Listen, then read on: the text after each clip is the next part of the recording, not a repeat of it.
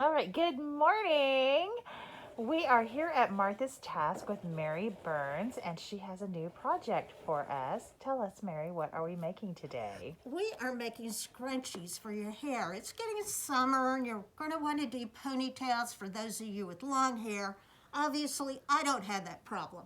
But we're making scrunchies that you can use to put in your hair to do your ponytail and have it look pretty while you do it. And I've laid out a few that we've done. You'll see we've got a narrow one here.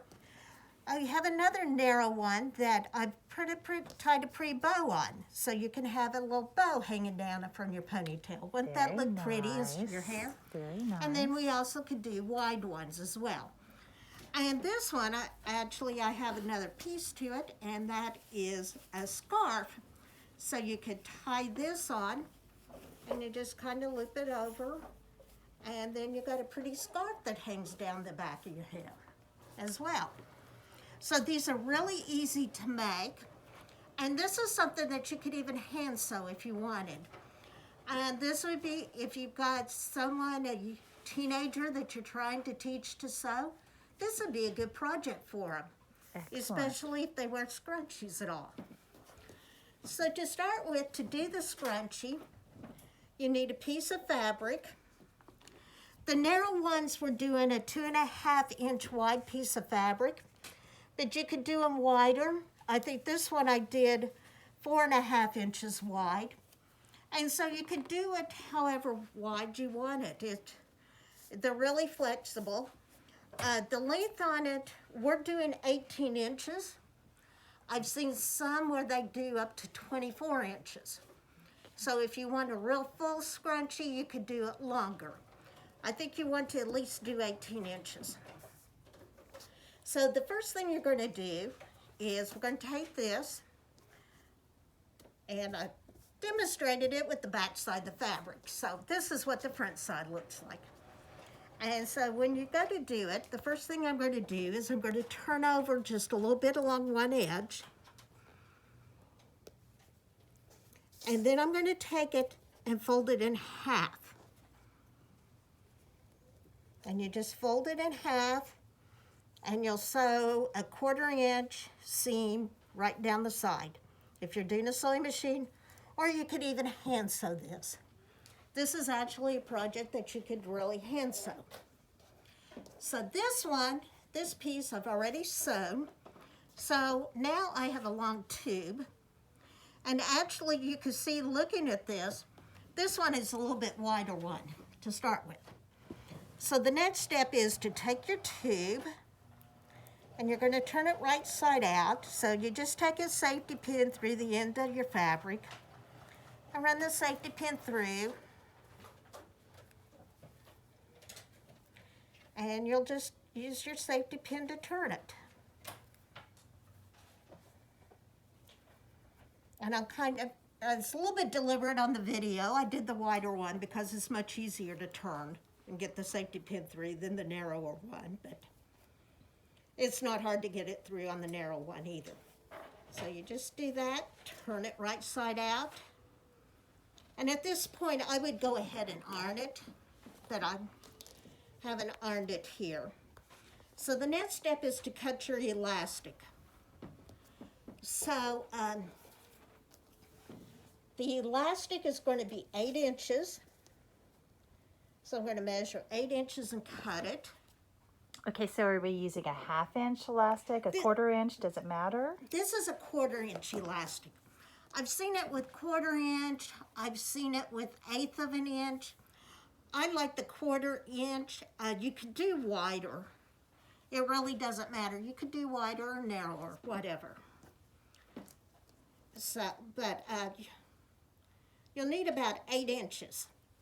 Now, if you're hand sewing this,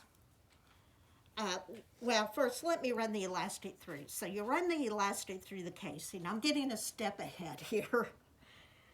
And I'm going to run it through. I got it started. And so now I'm going to take the end of it. See, there's my elastic. I'm going to pin it. So I hold one end in place while I keep running it through. and I'm going to run the elastic through. So there I've got my elastic. And I've ran it through the fabric. And so here's the other end.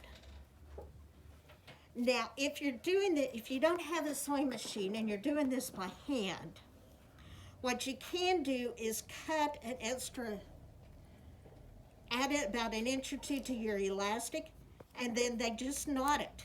They don't actually even sew it down. Now here, we sew it down. But you can, just loop it through like that. It's a little bit awkward, but you just do a little knot like that if you don't have a sewing machine.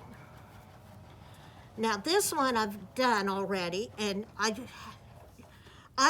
would prefer to sew it down on a sewing machine if you have it, because I think that will keep it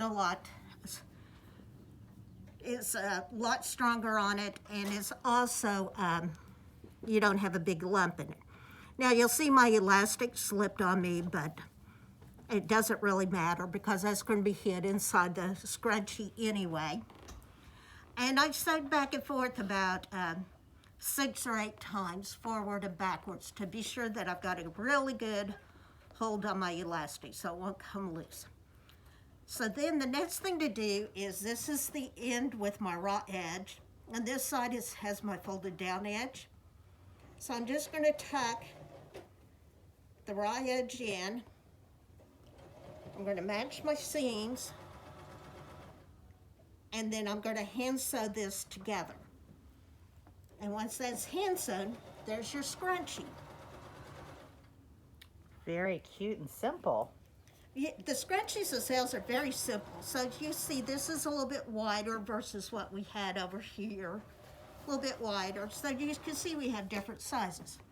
Now, if you want to add the bow, what I did was I took a piece of fabric. I cut a piece of fabric, and I wanted a 2-inch wide bow.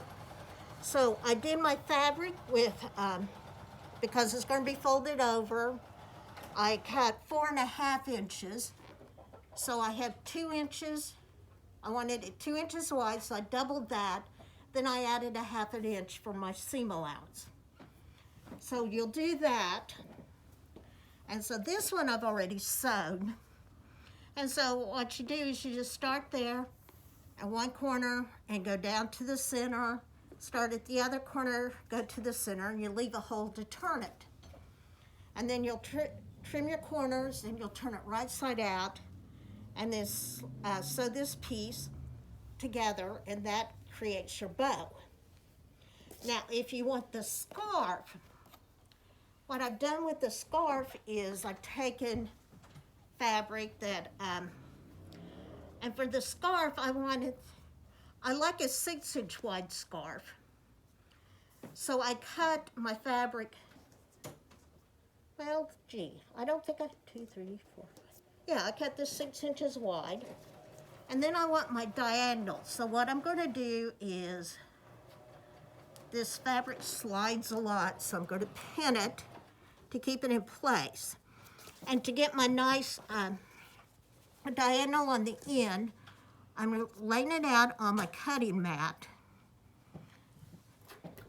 And I'm taking a ruler, 2, 3, and along the edge, the raw edge side, I've counted over 4 places, and then I'm going to line it up with the 4 inches in my corner. And then I'm just going to take a rotary cutter and cut it off. If you're doing this and you don't have the tools, okay. Yeah, sometimes they don't cut real clean. If you don't have the tools, you could just draw a line and take a pair of scissors to cut it. And I did that at both ends. So I did it this end, and now I'm going to go down to this end, and I will do the same thing. And I'm not going to go ahead and show that. But this is one that I've already done.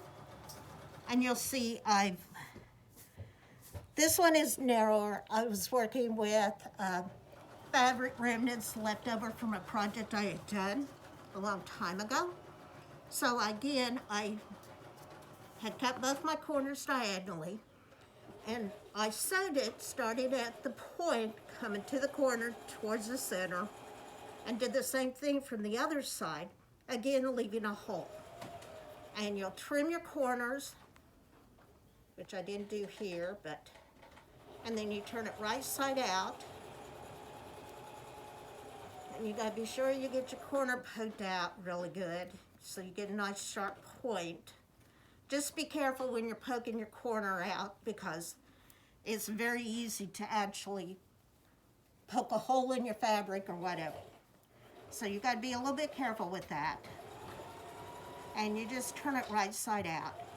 And now this is a little bit shorter than the other and everything, but it'll still make a really nice little scarf on my scrunchie. It'll still drape really pretty and make a nice little scarf. And so that's how you can make scrunchies. They're real easy. You can make a lot of them. You can use up a lot of fabric scraps doing it. Like I said, this was all left over from a sewing project that I had, and it had been sitting in my material stash for years. And so you can have a lot of fun with this. Thank you. Sounds great. Thank you.